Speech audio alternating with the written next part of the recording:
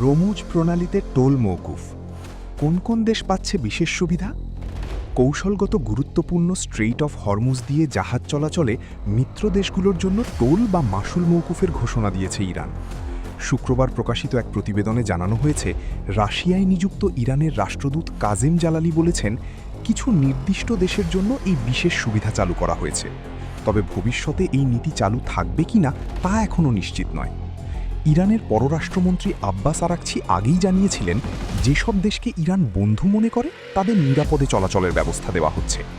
সম্ভাব্য সেই তালিকায় রয়েছে বাংলাদেশ, চীন, রাশিয়া, পাকিস্তান, ইরাক, ইন্ডিয়া। তবে এখনও এই তালিকা আনুষ্ঠানিকভাবে নিশ্চিত করা হয়নি। ইরান ইতিমধ্যে কিছু দেশের কাছ থেকে ট্রানজিট ফি আদায় শুরু করেছে, অর্থাৎ একদিকে রাজস্ব আয়, অন্যদিকে মিত্রদের জন্য বিশেষ সুবিধা।